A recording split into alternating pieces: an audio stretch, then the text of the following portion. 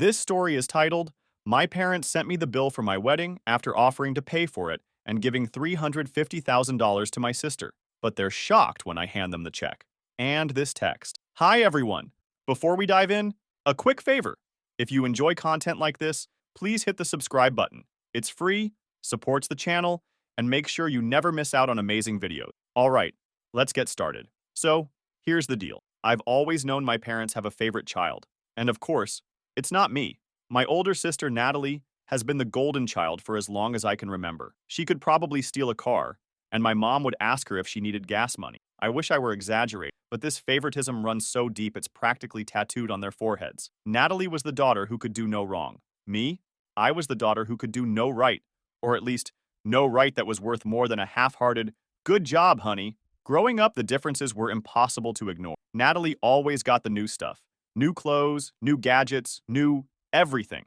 Meanwhile, I was rocking her hand-me-downs, praying the holes in the knees of her old jeans wouldn't get any bigger. She didn't even have to ask. My parents just gave her things. A new iPhone because she needed it for school. A private art tutor because she has so much potential. A convertible for her 16th birthday because she deserves it. And me? I got told I should feel grateful they even let me borrow the family car when I needed to get to work.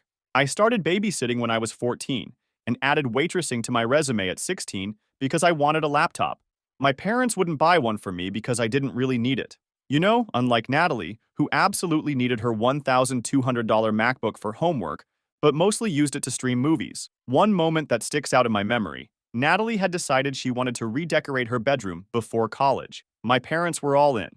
They hired an interior designer, bought her new furniture, even had the walls repainted a trendy shade of gray. It probably cost them thousands. A week later, I asked if I could repaint my own room. Mind you, I was going to do it myself, with paint I was planning to buy with my babysitter. My dad laughed and said, "What's wrong with the color it is now?" It wasn't about the paint. It was the principle. Natalie got everything, and I couldn't even get permission to buy my own can of paint. It was a small thing, but it was one of those moments that stuck with me, because it felt so symbolic of our entire dynamic. By the time we were adults, I thought things would even out. Like maybe once we were grown-ups, they'd start seeing us as equals. Nope. If anything, the gap widened. Natalie married Jason, this smooth-talking guy she met in college, and their wedding was practically a royal event. My parents spared no expense. Vineyard venue, a live jazz band, a wedding dress that looked like it cost more than my first car. I didn't ask what it cost because I didn't want to know. But I did know about the $350,000 check they gave them afterward as a wedding gift to help buy a house. A house. I didn't even feel jealous at first. I mean, it wasn't like I didn't know how this worked. Natalie was the favorite. This was just another day in the life, but still it stung. My parents had never even given me $350, let alone $350,000. To be fair, I've always been the independent one. I've worked hard, saved money, and built a stable career. I've never needed my parents to bail me out or fund my life. And maybe that's why they treat me the way they do. They know I don't need them, so they don't feel obligated to give me anything. But Natalie? She's made dependency into an art form. She's the type who'd call my mom because her light bulb burned out and expect them to come over and change it. And they'd do it. Even with all that, I didn't resent Natalie herself. We were never super close, but we weren't enemies either. It's hard to hate someone for being handed everything on a silver platter when the real problem is the people doing the handing. I figured if my parents wanted to spend their money on her, fine. It wasn't my business. But the constant reminder that I'd always be second best, that's the part that eats away at you. Soon after their wedding, Natalie and Jason bought their dream house in the fancy part of town, with the help of that $350,000 check, of course. My parents were constantly gushing about them, how beautiful their home was, how successful Jason's career was, how Natalie was finally thinking about starting a family. Meanwhile, I was living my life quietly, working as a nurse, and saving for the future. I wasn't doing badly by any means. Jake, my boyfriend, and I were happy in our cozy two-bedroom apartment. We'd been together for years, building a life brick by brick, but it didn't matter. No matter what I achieved, it was never enough to get the same recognition Natalie got just for existing. The thing that hurt the most wasn't the money or the gifts. It was the emotional favoritism. My parents' pride in Natalie was obvious. And it wasn't just about her accomplishment. They adored everything about her. When Natalie walked into a room, they lit up like Christmas trees. When I walked in, it was fine. "Oh, hey, sweetie, how's work?" It was like I was just a supporting character in her story. I don't want to make it sound like my parents were terrible people overall. They provided for me. I had a roof over my head, food on the table, and all the basics. But the emotional part? That was lacking. They just didn't see me the way they saw her. And the thing is, after a while, you stop trying. You stop hoping for the same love and attention because it's too painful to keep coming up short. I thought I'd made peace with it. I really did. But looking back now, I think I was just bottling it all up, waiting for the day when the scales would tip too far. And that day was closer than I realized. So after years of watching my parents play The Natalie Show, you'd think I would have been skeptical when they offered to pay for my wedding. But stupidly, I thought maybe this was their way of stepping up for me. Maybe they were trying to make up for all those years of making me feel like a second-class citizen in my own family. To take you back a little, Jake and I had been together for 5 years when he proposed. He's the kind of guy who actually listens when you talk and remembers all the small things you love. He saved up for months to buy me a ring that wasn't flashy, but was exactly my style. And when he got down on one knee during a hike at my favorite park, I couldn't say yes fast enough. We started planning right away, keeping everything simple. I've never been the type to want a giant, over-the-top wedding. Honestly, the idea of spending tens of thousands of dollars on one day makes my skin crawl. Jake felt the same way, so we agreed on a budget of $25,000. It wasn't cheap, but we'd saved enough to cover it without putting ourselves in financial stress. We wanted a celebration that was meaningful, not showy. Enter my parents. When I told them about the engagement, my mom's first reaction wasn't, "Congratulations," or "I'm so happy for you." Nope. It was, "You're not planning to do one of those courthouse weddings, are you? Because that's not going to look good." My dad chimed in, saying, "You're our daughter. We can't have people thinking we can't afford to give you a proper wedding." I should have seen the warning signs right then and there, but I brushed it off. They asked about our plans, and I told them we were keeping it small. We were thinking of a cozy venue, maybe around 80 guests, and we'd already started looking at caterers. "Well," my mom said, "if you're going to do it, you should do it right. Let us pay for the wedding." Jake and I were taken aback. My parents hadn't offered to pay for much of anything in my life before, so this felt like a big deal. Jake was optimistic about it. He thought it was their way of finally showing they cared. I was more hesitant, but my parents were insistent. They said they wanted to take this off our plate so we could focus on enjoying the day. "We're not Natalie and Jason," I told them. "We're not trying to impress anyone." My mom just waved her hand like I was being ridiculous. "It's not about impressing anyone," she said. "It's about giving you a beautiful day." Jake and I talked about it later, and he convinced me to accept. "They're offering," he said. "Let them. Maybe this is their way of trying to make amends." And I agreed, thinking, what's the worst that could happen?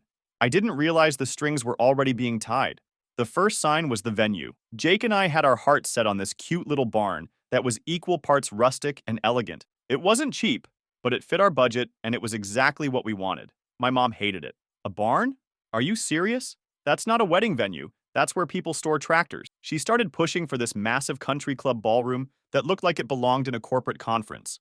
"It's classic," she said, "and it'll look much nicer in photos." I reminded her that this was our wedding, not hers. She countered by saying, "Well, if we're paying for it, we should have some input." That became the refrain for the entire planning process. Every decision we made was up for debate. The flowers we picked were too simple. The food we liked wasn't elegant enough.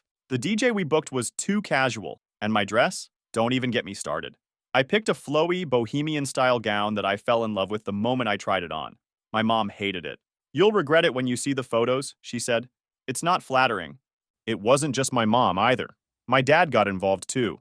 He kept talking about the guest list like it was a corporate merger.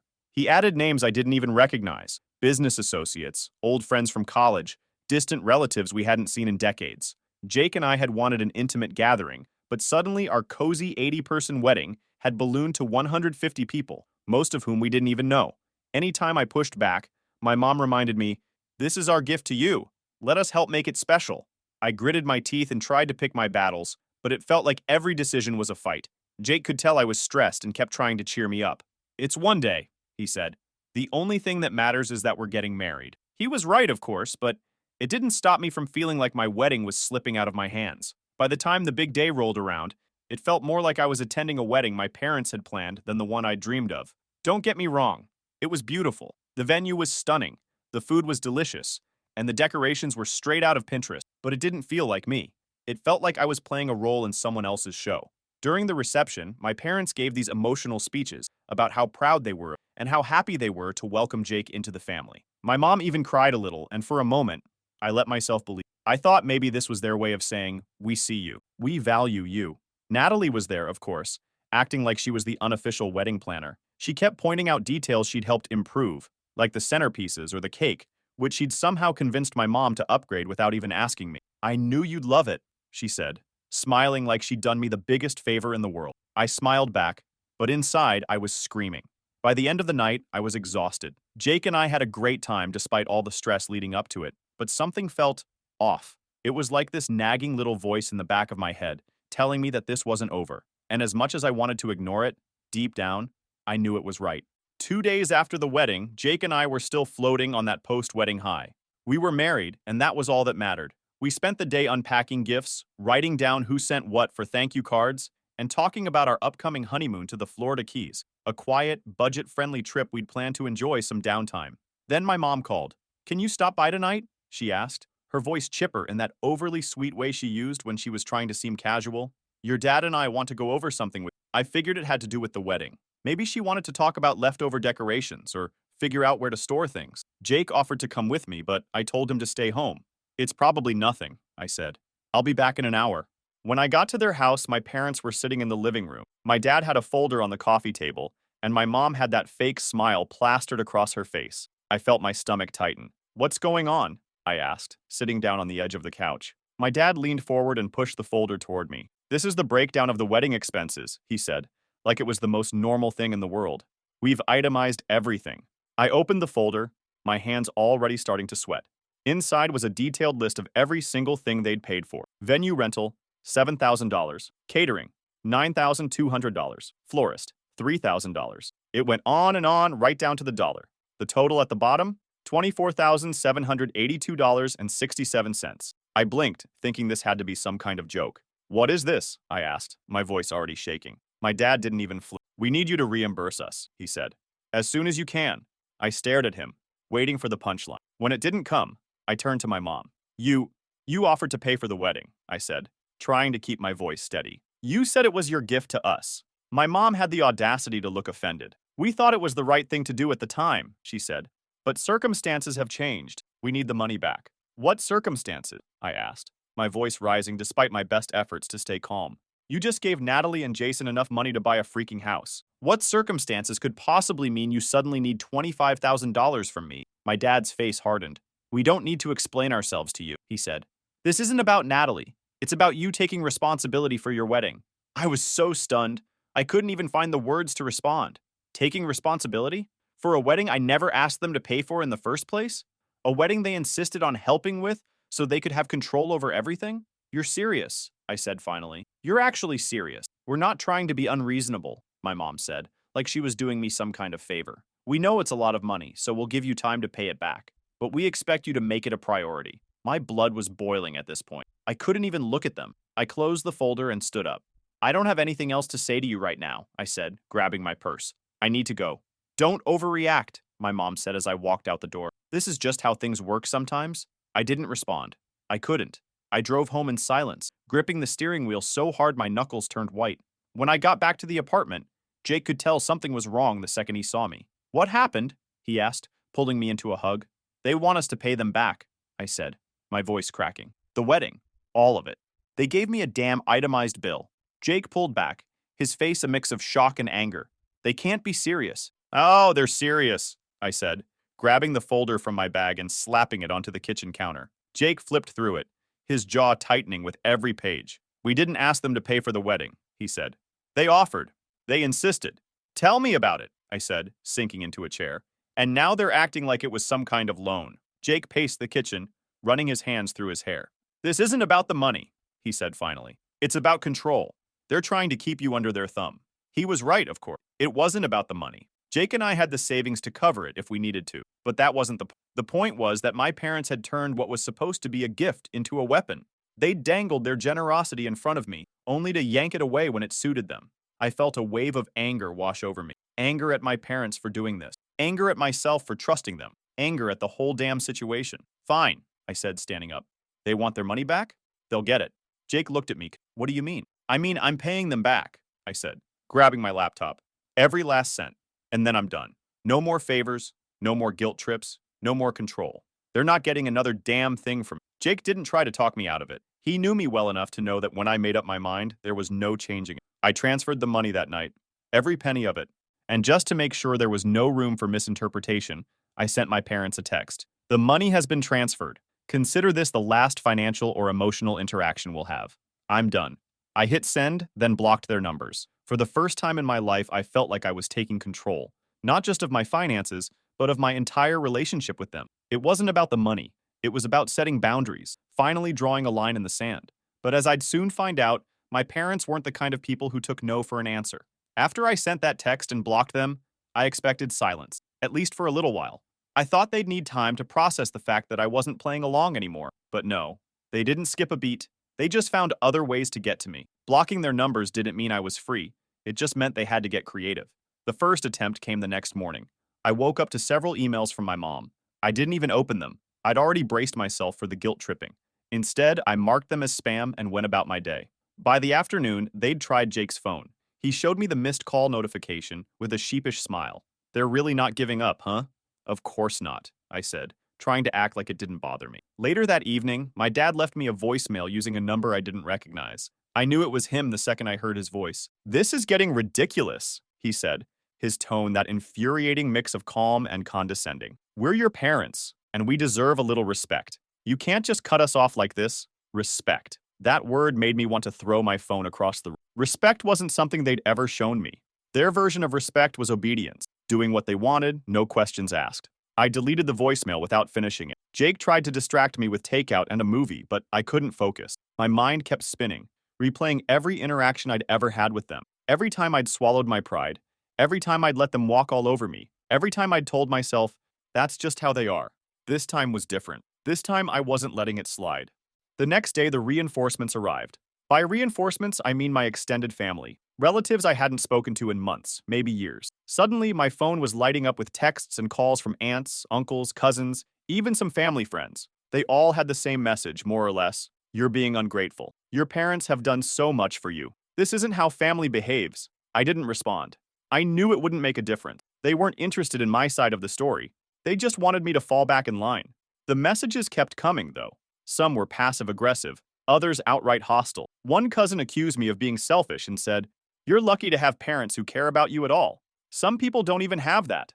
As if I was supposed to feel grateful for the scraps of attention they threw my way, while showering Natalie with everything. Speaking of Natalie, it didn't take long for her to get involved. I wasn't surprised when she showed up at my apartment unannounced. Jake answered the door, and I could hear her high-pitched voice from the kitchen. "I need to talk to her," she said, already walking in like she owned the place. When I saw her standing in my living room, I felt my stomach turn. She had that fake, concerned look on her face, the one she always used when she wanted something, but didn't want to seem like a total jerk. "I'm just here to help," she said, holding her hands up like she was some kind of saint. "Mom and Dad are really upset. You don't understand what this is doing to them." I folded my arms and leaned against the counter. "What it's doing to them," I repeated. "What about what it's doing to me?" Natalie rolled her eyes. "You're blowing this way out of proportion. They just wanted to teach you a lesson about responsibility." That made me laugh. Not because it was funny, but because it was so absurd. "A lesson?" I said. "Like the one they taught you? Was that about responsibility too?" Natalie's face flushed, and I could tell I'd hit a nerve. "This isn't about me," she snapped. "This is about you being petty. You're tearing this family apart over a few $1,000s. I couldn't hold back anymore. "You don't get it, Natalie," I said, my voice shaking. "You've never had to get it. You've had everything handed to you your entire life. Meanwhile, I've been working for everything since I was 14. And now, the one time they pretend to care about me, it's a lie. So don't stand there and lecture me about responsibility." For a second, I thought she might actually apologize or back down. But instead, she just shook her head and said, "You're impossible." Then she stormed out. Jake came into the kitchen and hugged me. "You handled that better than I would have," he said. I was ready to tell her to leave the second she walked in. I wanted to feel good about standing up for myself, but all I felt was drained. Cutting ties with my parents was one thing, but dealing with Natalie and the rest of the family felt like fighting a battle on every front. I knew I couldn't keep this up forever. Over the next few days, I started blocking numbers left and right. Anyone who called or texted to guilt trip me went straight onto the list. It wasn't easy. Some of these people were relatives I'd once been close to, people I thought I could count on. But it was clear that they weren't interested in understanding my side of the story. They just wanted me to fall back in line and keep the peace.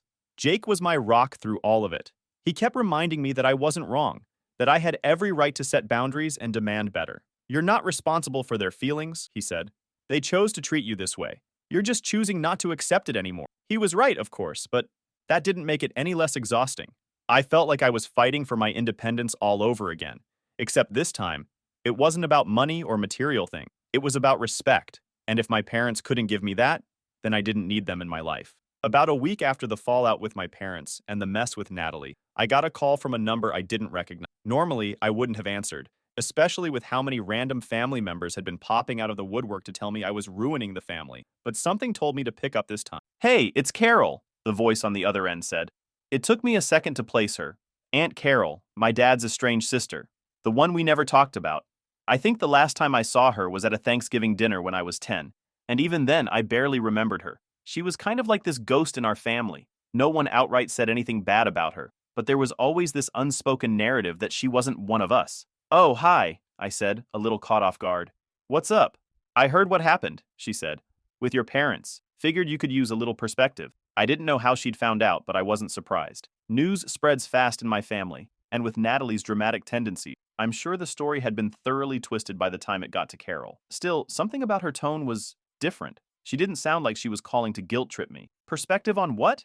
I asked, curious but cautious. "Your dad," she said simply, "and why this probably isn't as shocking as you think it is." That got my attention. We ended up talking for almost 2 hours, and what she told me left me speechless. Apparently, my dad had a history of pulling the same kind of manipulative, self-serving stunts long before I was even born. Carol said it all started after their parents passed away when they were in their early 20s. My grandparents weren't exactly rolling in cash, but they left a decent inheritance behind, enough to help their kids get on their feet. Carol and my dad were supposed to split it 50-50, but when the time came to divide the money, my dad told Carol there were unexpected expenses tied to the estate and that most of the money had already been spent. He convinced her that the only way to handle it was for him to take the majority of what was left. She believed him, because at the time, he was her older brother, and she trusted him. "He made me feel like I was being selfish for even questioning him," Carol said. "Like I should just let it go and be grateful for whatever scraps he decided to give me." But a year later, Carol found out the truth. There were no unexpected expenses. My dad had taken the bulk of the inheritance and used it to start a business with one of his friends. When Carol confronted him, he didn't even deny it. Instead, he turned the whole thing around on her, accusing her of being greedy and ungrateful. "He told me I didn't deserve the money because I wasn't as responsible as he was," she said. "And then he started spreading rumors about me to the rest of the family. By the time he was done, everyone thought I was some kind of villain trying to steal from him." Hearing this was like a punch to the chest. It was the same playbook he and my mom were using on me now, taking something that wasn't theirs, spinning it into a narrative where they were the victim, and weaponizing the family against anyone who dared to call them out. "What happened after that?" I asked. Carol sighed. "I tried to fight it, but it didn't matter. The family took his side. He was the golden boy, just like Natalie is now. I was blacklisted. No one would even hear me out. I could feel the anger rising in my chest. I'd spent my whole life thinking Carol was this distant, uninvolved relative who didn't care about the family. But now I realized she'd been pushed out, just like my parents were trying to do." "Why didn't you ever say anything?" I asked. She laughed bitterly. "To who? Your dad made sure no one would listen. And honestly, I was young. I didn't know how to fight back. By the time I figured it out, it was too late. Everyone had already made up their minds about me." The more she talked, the more everything started to make sense. My dad's need to control everything, his obsession with appearances, his ability to twist situations to make himself look like the victim. It wasn't new behavior, it was just who he was. But the thing that hit me the hardest was when Carol said, "I see so much of myself in you. You're strong, but you're still holding on to the idea that they might change. Let me tell you something. They won't. Your dad is who he is, and he's not going to wake up one day and realize he's been wrong. And same goes to your mom. The best thing you can do is walk away before they take any more from you." It was hard to hear, but she was right. I'd spent years hoping for a version of my parents that didn't exist, telling myself that maybe, someday, they'd treat me the right way, but they weren't going to change. Before we hung up, Carol said something that stuck with me. "You've got a chance to break the cycle," she said. "Don't waste it." I sat on the couch for a long time after that, staring at the wall and trying to process everything. It was like a switch had flipped in my brain. I wasn't just angry at my parents, I was done. Done waiting for them to see me, done letting them use me, done pretending like their behavior was normal. Jake came home from work and found me still sitting there, my phone in my lap. "You okay?" he asked. "Yeah," I said, nodding. "I think I finally am." I told him everything Carol had said, and he wasn't surprised. "Honestly, that tracks," he said. "Your dad's always been a little intense about control." "Intense is one way to put it," I said. laughing despite myself. Carol's story reminded me that I wasn't alone, that this wasn't just about me. It was about a pattern, a toxic cycle that I had the power to break. I'd set boundaries, I'd paid them back, and I was working on building a life without their toxicity hanging over me. Things were calm for the first time in what felt like forever. But of course, that couldn't last. A few days later, I was scrolling through Instagram when Natalie posted one of her classic humble brag photos, a flat lay of luxury travel brochures on her kitchen counter. The caption read, "Big plans in the works for our anniversary. So grateful for the support of my amazing family." Something about that post made my stomach turn. Support of my amazing family? What family? Jason had a decent job, but he wasn't bankrolling first-class flights, and Natalie wasn't exactly earning six figures. I didn't want to jump to conclusions, but the timing was just too coincidental. I decided to do some digging. I wasn't looking to start drama, okay, maybe a little, but mostly I just wanted confirmation. I reached out to Kim, a mutual friend of mine and Natalie, under the guise of catching up. After some casual small talk, I steered the conversation toward Natalie. "So, what's this big trip she's planning?" I asked, keeping my tone light. Kim didn't hesitate. "Oh, yeah, she's been talking about it for weeks. She wants to do this over-the-top anniversary trip. Maldives, luxury villas, the works. She said your parents were helping out. Didn't they tell you?" "No, Kim. They most certainly did not." I thanked her and got off the phone as quickly as I could. My blood was boiling. So that was it. That was the tight spot. They didn't need my money to pay bills or cover some emergency. They needed it because Natalie wanted to sit in a cabana, sipping cocktails, while Jake and I stayed home paying off a wedding they'd insisted on funding. It wasn't just the money. It was the sheer entitlement. The idea that Natalie couldn't stand the thought of me having something nice without her swooping in to upstage me. When I told Jake, he shook his head in disbelief. "It's like she can't handle you being happy," he said. "It's pathetic." Pathetic didn't even begin to cover it. The more I thought about it, the angrier I got. My parents had manipulated me, guilt-tripped me, and humiliated me. All so Natalie could keep living her pampered little life. And the worst part? They didn't even try to hide it. They just assumed I wouldn't notice or wouldn't care. I debated confronting them, but honestly, what was the point? They'd just deny it, or spin some ridiculous story about how I was overreacting. Instead, I decided to take the high road. I wasn't going to give them the satisfaction of knowing they'd gotten to me. I didn't have to lift a finger. Karma took care of it for me. And honestly, it was like getting VIP seats to the best drama of my life. Remember how Aunt Carol had spilled all the tea about my dad's shady history with her inheritance? Well, she decided she wasn't done. With my blessing, she posted her story on Facebook, laying it out in excruciating detail.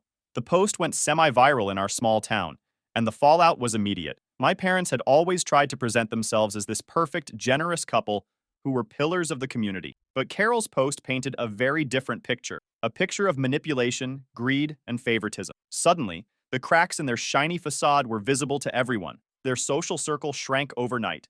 Friends stopped calling, neighbors started avoiding them, and even some of the family members who'd been blindly defending them began to pull back. A few relatives reached out to Carol to apologize for not believing her all those years. She told me later that it felt like finally getting justice after decades of being painted as the problem sibling. But the best part? The pressure on my dad to pay Carol back became impossible to ignore. People started commenting on her post, asking if she ever got the money he owed her. When she replied, "No, but I'm still hopeful," the public shame must have been too much for him to handle. Within a month, Carol texted me with a picture of a check for $40,000. Guess he finally learned his lesson. I was thrilled for her. She deserved every penny, and then some. For me, it was like seeing proof that my dad wasn't untouchable after all. He could be held accountable, even if it took decades and a little public humiliation to make it happen. Then there was Natalie's over-the-top anniversary trip. You know, the one she'd bled my parents dry for. Turns out, Jason wasn't as thrilled about the whole thing as she probably hoped. I wasn't surprised.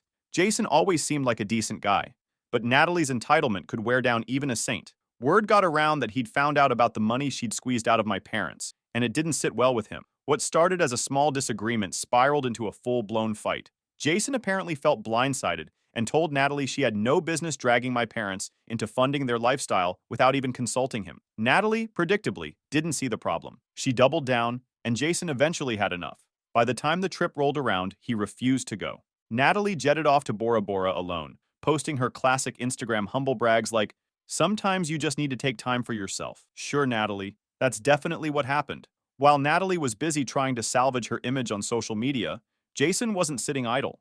When she got back, he hit her with divorce papers. I heard through mutual friends that he was done with her entitlement and deceit and didn't want to deal with the fallout anymore. And here's where karma really kicked in. Jason wasn't just divorcing her. He was also taking half of their house in the settlement. You know, the house my parents had poured $350,000 in. Ouch. Natalie tried to fight it. She played the victim, whining to anyone who would listen about how unfair Jason was being. But at the end of the day, the law was on his side, and he walked away with his share of the house. This left Natalie scrambling. Suddenly, her cushy life was looking a lot less secure. Naturally, she went running back to my parents. She moved in with them temporarily and immediately started making demands. She wanted money to furnish her room, money for spa treatments to recover from the stress, and even asked them to fund a shopping spree because nothing in her closet felt right anymore. My parents, already feeling the heat from Aunt Carol's viral Facebook post and their rapidly shrinking social circle, tried to keep up, but their finances were stretched thin, and they were starting to crack under the pressure. By this point, my parents were in full damage control mode. They sold their house to downsize into something more affordable, but the money from the sale wasn't enough to fix their problems. They were still bleeding financially, and now Natalie was an added expense they couldn't afford. Things finally hit a boiling point when they asked her to chip in with some of the money she'd gotten from the divorce settlement. Let me tell you, the irony of that request was not lost on me. My parents, who had bent over backward to give Natalie everything, were now asking her for help. And Natalie, she refused. She flat out told them it wasn't her responsibility to bail them out. And honestly, I don't know if I laughed or cried harder when I heard that. After a heated argument, they kicked her out of the house. From what I've been told, it wasn't pretty. Shouting, accusations, the works. And just like that, the golden child was out in the cold. Now, Natalie and my parents aren't speaking. They cut ties with her completely. My dad has retreated from the public eye entirely. And my mom is still trying to salvage what's left of their social reputation, though I don't think she's having much luck. As for me, life has never been better. Jake and I finally went on our honeymoon to Greece, and it was everything we'd dreamed of. Gorgeous sunsets, incredible food, and zero family drama. When we got back, Aunt Carol came over for dinner to celebrate her $40,000, and she joked that she'd finally gained a niece after all these years. The last I heard, Natalie was bouncing between friends' couches, still blaming everyone but herself for her situation. My parents are stuck in their downsized house, trying to rebuild the social circle they worked so hard to destroy. And me? I'm sitting here, happy, at peace, and finally free of the chaos. Karma came through, and honestly, it's never tasted sweeter.